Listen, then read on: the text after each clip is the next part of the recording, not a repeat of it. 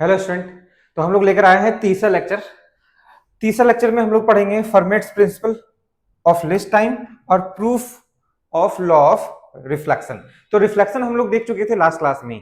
तो रिफ्लेक्शन में जो किस तरह होता है, क्या लॉज है उसका, ये देखना था। लेकिन यहां पर हम लोग देखेंगे क्या कि इसका प्रूफ क्या है, कैसे वो I इक्वल टू आर होता है और एक ही प्लेन पे लाई करता है। ये दोनों चीज हम लोग देखेंगे इस लेक्चर में। तो पहले आते हैं formats principle of least time, है ना। लिस्ट टाइम लॉ क्या होता है कि लाइट जब भी ट्रेवल करेगा ना, तो वो चाहेगा मिनिमम से मिनिमम टाइम में हम कवर कर लें अपने पाथ को, है ना। तो according to this theorem, the path of ray of light between any two points is the path along which the time taken is minimum। Time taken क्या होना चाहिए? मिनिमम। इट मींस ये है कि अगर कोई ए पॉइंट से ये बी पॉइंट तक जाना चाहता है, कोई लाइट किसी पॉइंट ए से बी जाना चाहता है, तो वो चाहेगा ए से बी मिनिमम टाइम में चला जाए।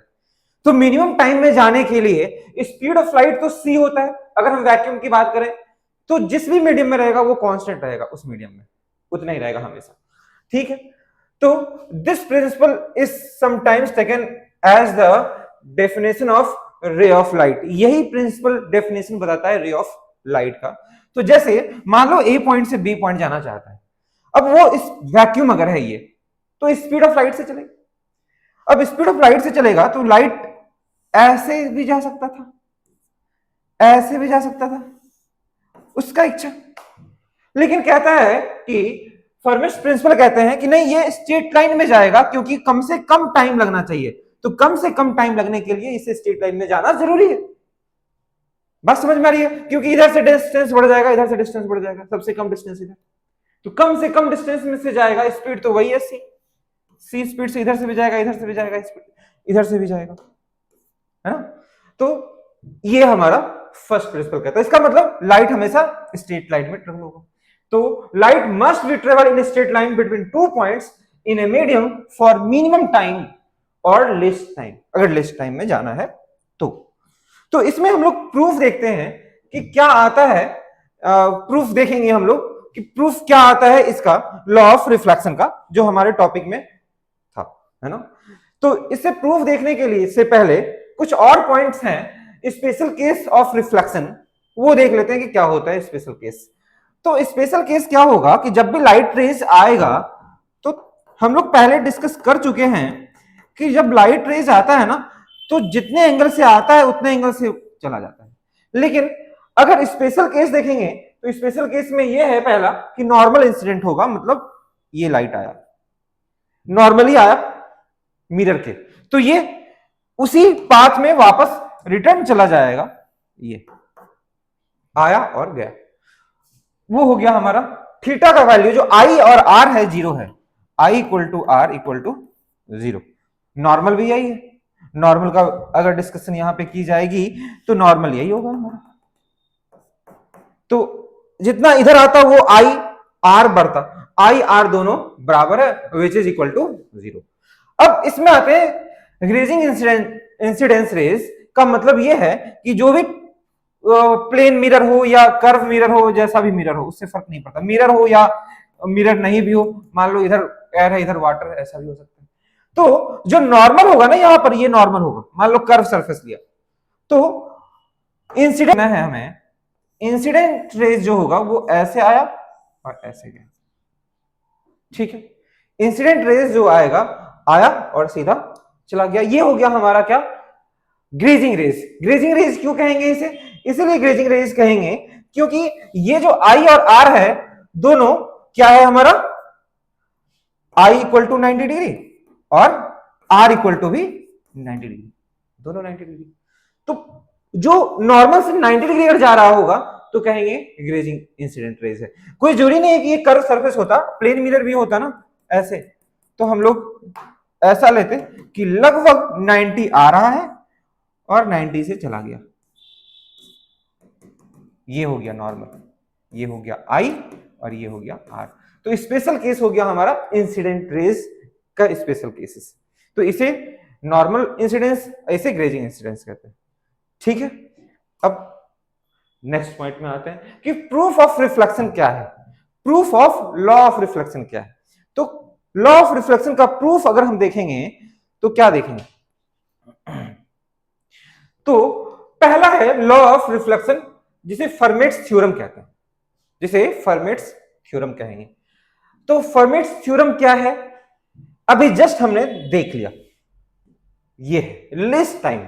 तो इसका मतलब अगर लाइट रेस मिरर से टकरा कर वापस जाता है तो टकराने के बाद भी वो लेस टाइम, वहां पे लेस टाइम ही लगेगा। इसका मतलब ये है कि अगर मान लो कि अगर एक मिरर हम ले लें, ये ठीक है, ये मिरर ले लिया और ये लाइट रेज यहां से आ रहा है,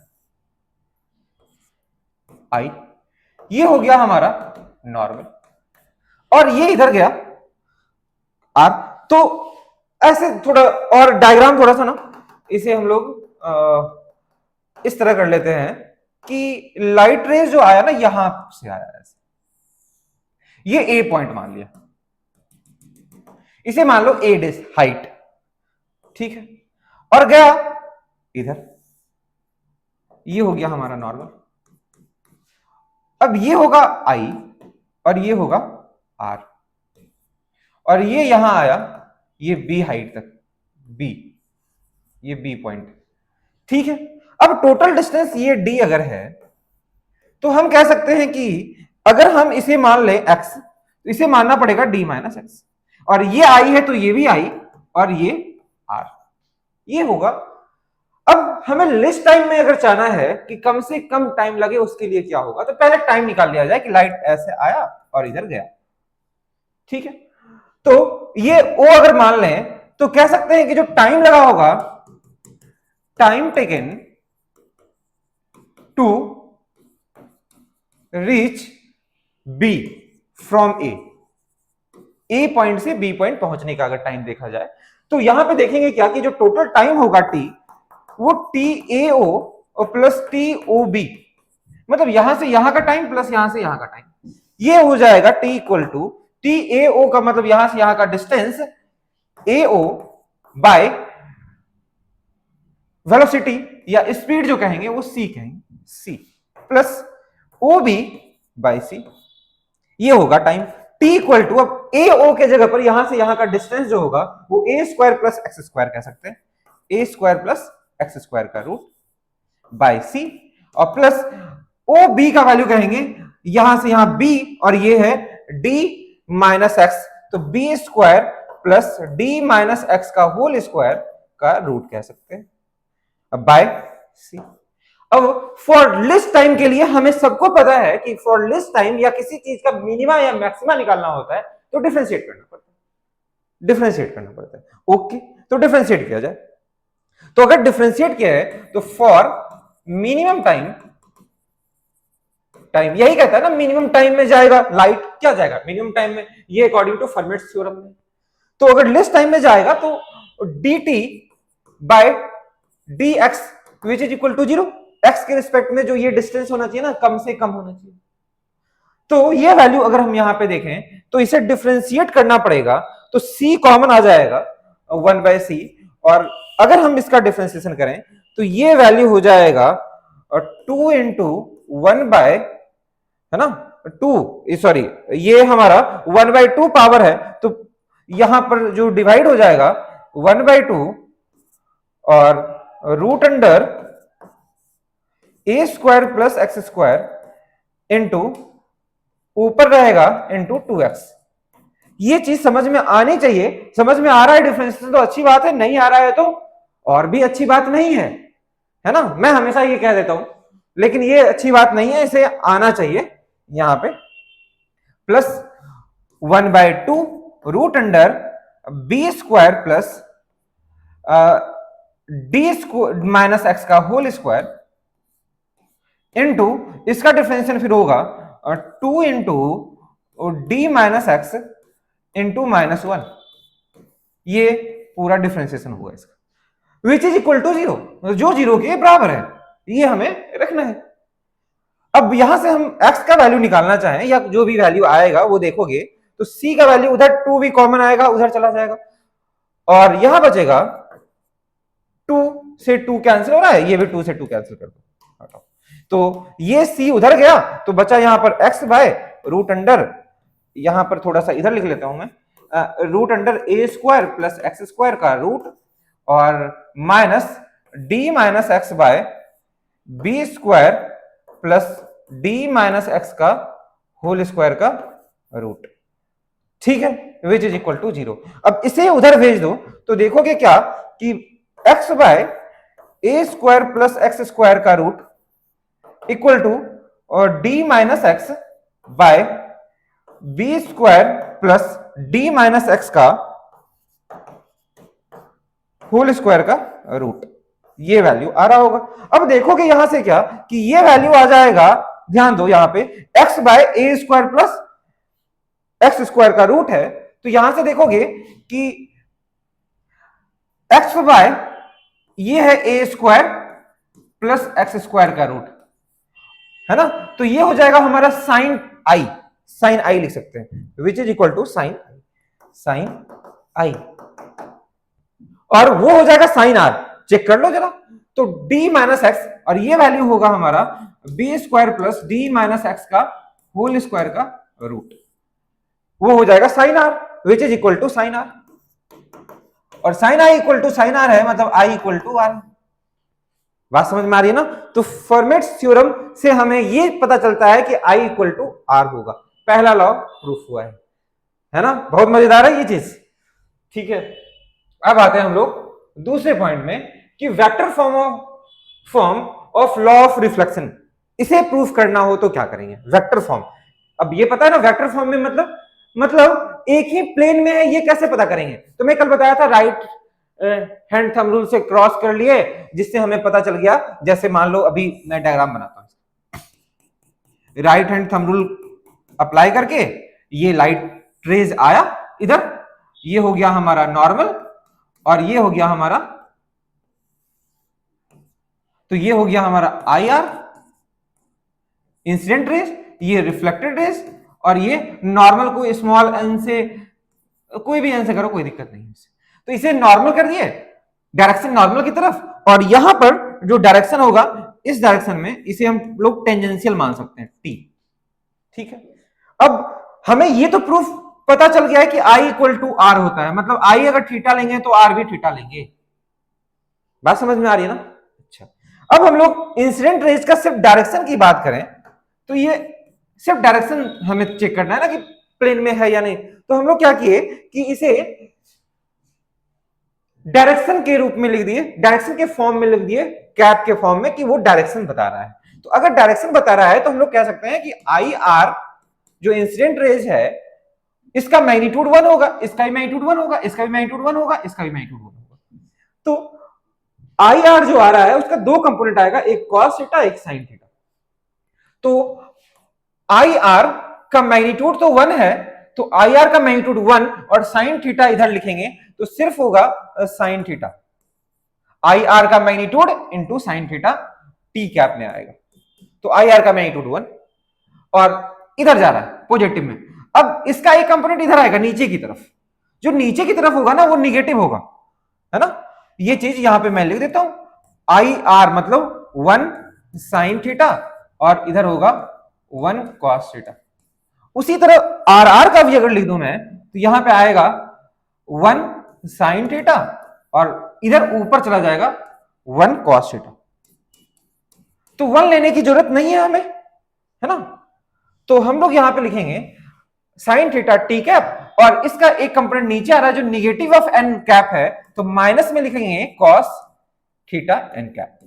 सिमिलरली आर आर कैप अगर निकालें तो वहां भी लिखना पड़ेगा sine theta t cap plus plus होगा क्योंकि इसका एक ऊपर जा रहा है तो इस एन की डायरेक्शन में है, मतलब प्लस में है, एन की तरफ ही है, तो कॉस थीटा एन कैप, ठीक है, ओके। अब मैं यहां से ये बताऊं कि अगर हम इन दोनों को सब्सट्रैक्ट कर दें, ये इक्वेशन फर्स्ट और सेकंड को, फर्स्ट एंड सेकंड, तो सेकंड माइनस 1 अगर करें हम लोग तो R R minus I R is equal to, घटाओगे तो ये दोनों कैंसिल हो जाएगा, ये बच जाएगा हमारे पास 2 cos थीटा और एन कैप। तो हमारे पास आर आर का जो वैल्यू आ रहा है equal to i r plus 2 cos theta n cap. तो अब देखोगे क्या कि आई आर और एन कैप ये मैग्नीट्यूड है कुछ 2 cos थीटा, मतलब इन दोनों को जोड़ने पर जैसे मान लो कि इधर है आई आर, कोई भी डायरेक्शन है, आई आर इधर है आई आर, और एन कैप कुछ इधर है एन कैप, है ना। अब इन दोनों का डायरेक्शन अगर मैग्नीट्यूड निकालना होगा जोड़ने पर तो ये आएगा ना, यही हुआ होगा, यही होगा आर आर कैप। और अगर ये आर आर कैप आ रहा है इसका मतलब ये और ये जिस प्लेन में होगा उसी प्लेन में आर आर कैप भी होगा, क्योंकि ऐड करने पर ना दो वेक्टर को जो तीसरा वेक्टर आता है वो उसी प्लेन में आता है, इसका मतलब तीनों सेम प्लेन में, ठीक है। और इसे थोड़ा सा और एक फॉर्म में लिख दिया जाए, अगर cos थीटा हमें नहीं पता तो यहां पर मैं अलग से बताता हूं इसे, कि हम लोग कह सकते हैं i r dot n cap equal to इसका मैग्नीट्यूड 1, एन का मैग्नीट्यूड 1 इंटू कॉस थीटा। अब थीटा क्या लेना है यहां पर ये चेक करना अगर हो तुम्हें तो इसे आगे बढ़ा दो, यही है आई आर कैप। और आई आर कैप और एन कैप के बीच का जो एंगल बनेगा वो 180 माइनस थीटा होगा, 180 माइनस थीटा बनेगा। ओके, तो हम लोग इसे थोड़ा सा नीचे कर लेते हैं जगह ऊपर, हाँ ठीक है। और अब यहां पर ये 180 माइनस थीटा लिख सकते हैं, तो ये वैल्यू आया i are cap dot n cap equal to cos 180 minus theta minus cos theta होगा। इसका मतलब कॉस थीटा के जगह पर हम लोग लिख सकते हैं minus I R cap minus n cap, sorry dot n cap, minus नहीं डॉट एन कैप।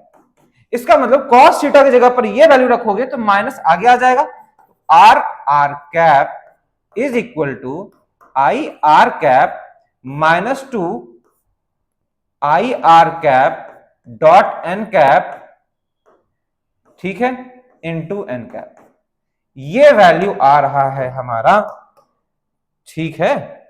तो इस वैल्यू को सेव कर लोगे, इस वैल्यू को मतलब याद रखना है तुम्हें, याद रहा तो अच्छी बात है, नहीं तो प्रूफ कर सकते हो, है ना। अब इस वैल्यू को प्रूफ भी किया जा सकता है जैसे हमने अभी यहां पे किया। अब ये प्रूफ हो गया तो इस पे अगर बेस्ड क्वेश्चन देखें तो क्या कह रहा है कि एक light rays is incident on a plane mirror along a vector, ये दिया हुआ है A I cap plus B J cap minus C K cap.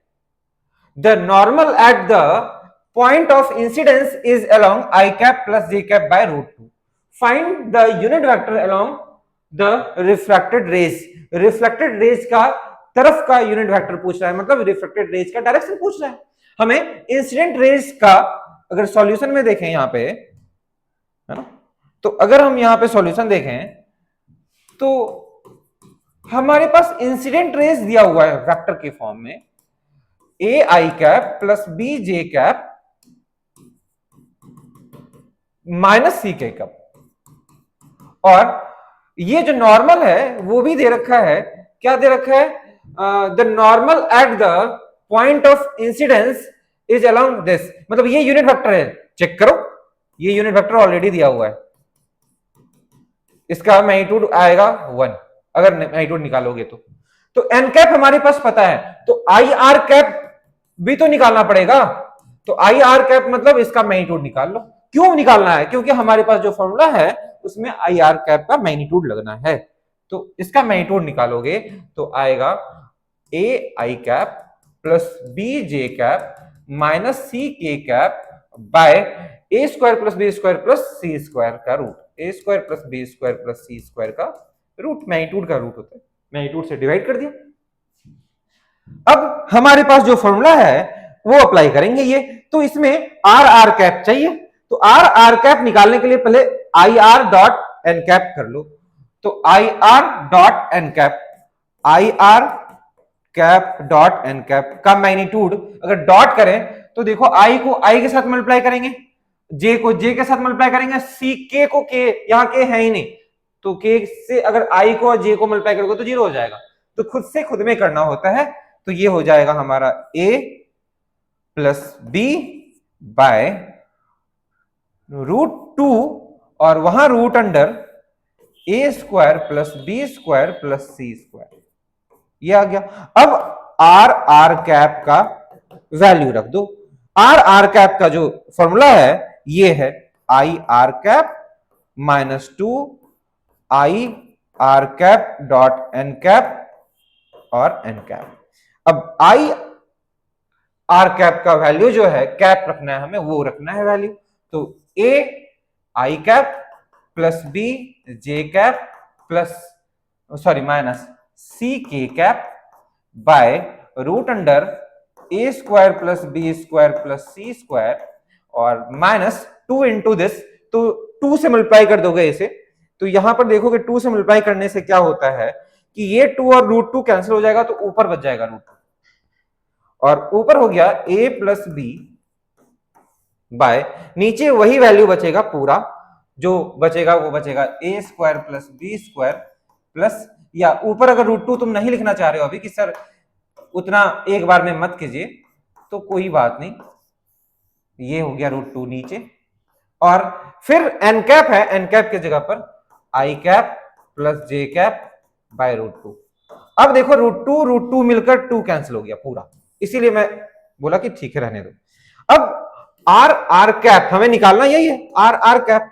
तो आर आर कैप अगर निकालोगे तो ये वैल्यू हमारा हो जाएगा दिस माइनस दिस, करेंगे तो नीचे तो कॉमन हो जाएगा, वो 0 हो जाएगा, बचेगा ऊपर वाला टर्म। ऊपर वाले टर्म को हमें सॉल्व करना पड़ेगा, तो ऊपर वाले टर्म को सॉल्व करते हैं, नीचे वाला टर्म कॉमन ले लिया जाए।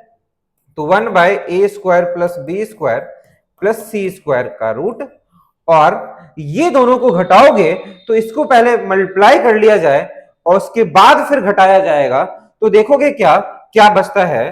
तो A I cap plus B J cap minus C K cap, और यहां पे A I cap B I cap और A J cap B J cap यहां पे भी बचेगा। तो इसमें हम लोग क्या करेंगे कि जो ए वाला टर्म है कैंसिल हो जाएगा, वैसे तो कर लो कोई बात नहीं, माइनस में रहेगा, माइनस से मल्टीप्लाई भी होगा सब। तो A I cap minus A J cap और फिर प्लस सॉरी ए जे कैप, हाँ ठीक है, फिर बी से मल्टीप्लाई करेंगे तो बी आई प्लस नहीं माइनस, क्यों माइनस, क्योंकि यहां माइनस था, माइनस बी आई कैप और माइनस बी जे कैप। अब यहां से देखोगे ए आई कैप कैंसिल और बी जे कैप से बी जे कैप भी कैंसिल, तो क्या बच रहा है are are cap equal to, यहां पे जो बचा है ए जे कैप, तो minus B I cap minus A J cap minus C K cap by, ये हो जाएगा A square plus B square plus C square का रूट, ये वैल्यू हो जाएगा हमारा आंसर। ठीक है, तो ये हो गया हमारा, इस पे बेस्ड क्वेश्चन भी आ सकता है जिसमें रिफ्रैक्टेड रेज का यूनिट वेक्टर पूछा गया था, उसका डायरेक्शन किधर है। ठीक है, तो थैंक यू, तीसरे लेक्चर में इतना ही, नेक्स्ट लेक्चर फोर्थ लेक्चर में मिलते हैं फिर।